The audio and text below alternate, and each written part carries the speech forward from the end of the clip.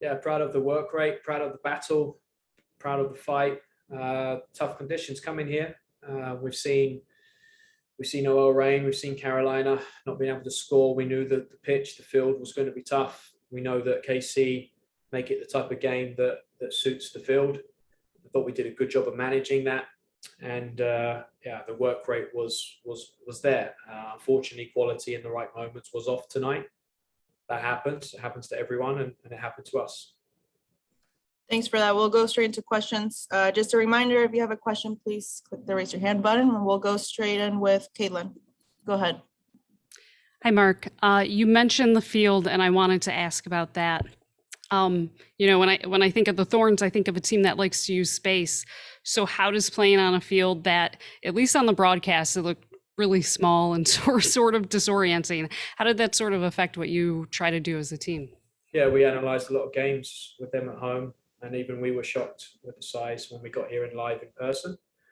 I actually think we managed that well because of, you saw us play very different, right? It's not the type of soccer that we like to play or want to play.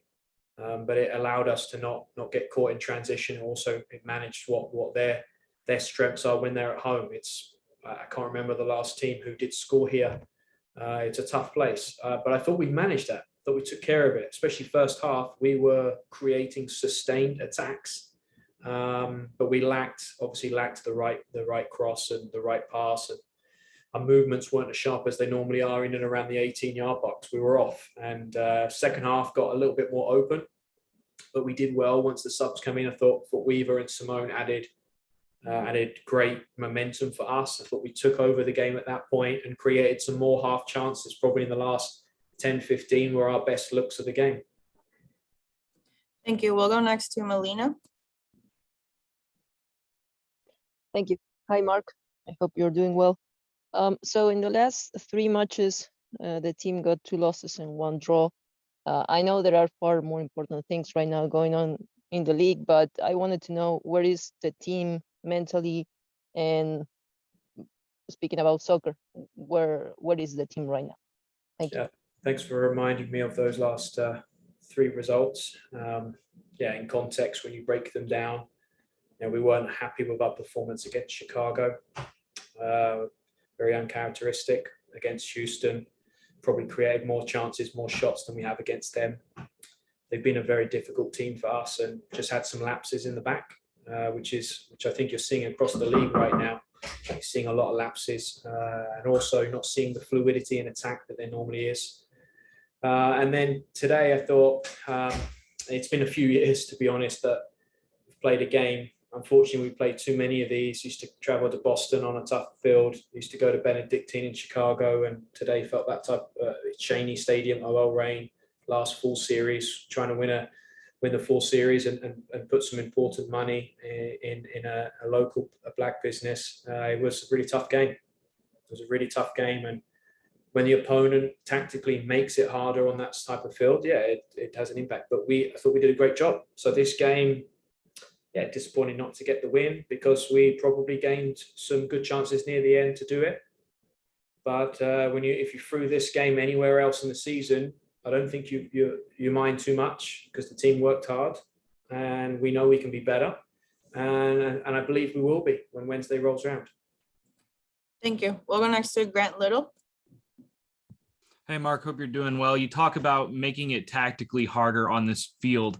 I was wondering if you could just talk about what Kansas City did tonight and how they were able to make that field such an advantage. Well, I think they normally do. I thought we countered a lot of that. So what you see is the way that they set up their mid-block, the mid-pressing block. They let you get big, and the bigger you get on a small field, it actually can be harder to find the free player. And they win it and they counter-attack really fast. And when they're attacking, everything is forward.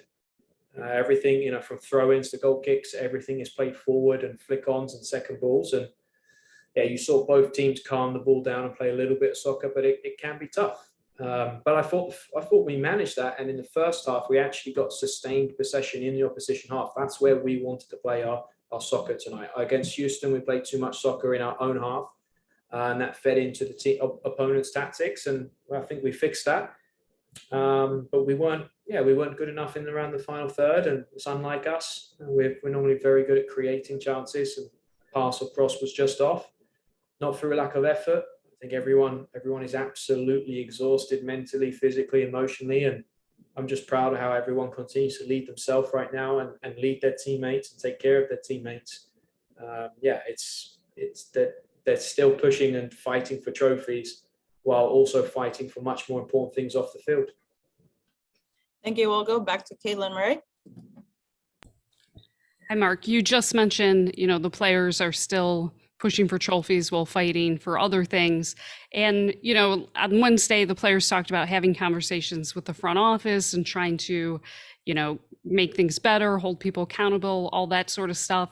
I'm curious, as a coach, what do you see your role as in all of this? And how do you think the team is handling everything that's been going on? Whether it's right or wrong, I think the role I've been playing is a support person, a facilitator, a connector, because right now players empowering their voice is the most important thing, and making sure that we continue that happening and the communication happening, which at our club is very consistent. Communication amongst players and staff, staff and front office has always been a very, very open organization, and whether it's about soccer or non-soccer, it's a club that I'm proud of how we communicate and how we have communication pathways, how we navigate challenges and problems. From the last couple of years, we've navigated a lot together. And go back to COVID.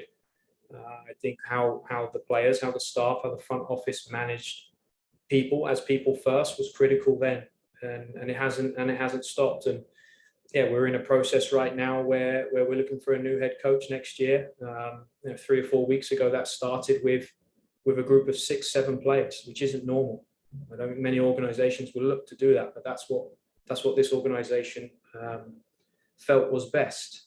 This is a club and a team that has a very, very strong culture, that's built something special, that's built to succeed for a long time, involving front office, involving staff, involving leadership from the players in the next big decision.